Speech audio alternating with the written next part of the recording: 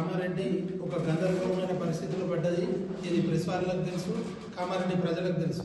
ఎందుకంటే ఓటర్ లిస్టులు మొత్తము తప్పుల తడక. ఆల్రెడీ మేము మున్సిపల్లో కూడా ఫస్ట్ ఒకరోజు మేము మెమోరాండం ఇవ్వడం జరిగింది. తెల్లారి ఇచ్చిన మరుసటి రోజు ధర్నా కూడా చేసింది.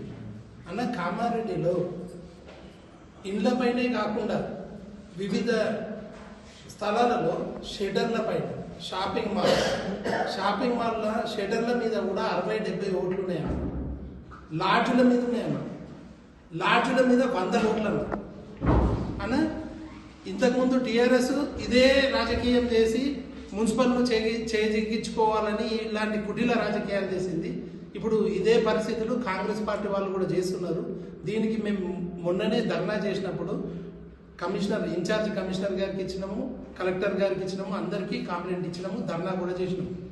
అయినా వాళ్ళు పట్టించుకోలేదు. ఏ ప్రదేశంలో కూడా ఎలాంటివి ఉన్నాయో కూడా మేము పర్సనల్గా కూడా వాళ్ళకి ఎక్స్ప్లెయిన్ చేయడం జరిగింది. దీనిపైన ఎలాంటి చర్య వాళ్ళు తీసుకోలేదు.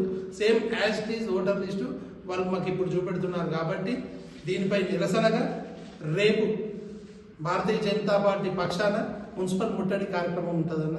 మున్సిపల్ ముట్టడి కార్యక్రమంలో కామారెడ్డికి సంబంధించిన ప్రతి బీజేపీ కార్యకర్త మరియు నాయకులు అందరూ పాల్గొనాలని పత్రికాముఖంగా మేము వేడుకుంటున్నామన్న. భారత్ మాతాకి జై.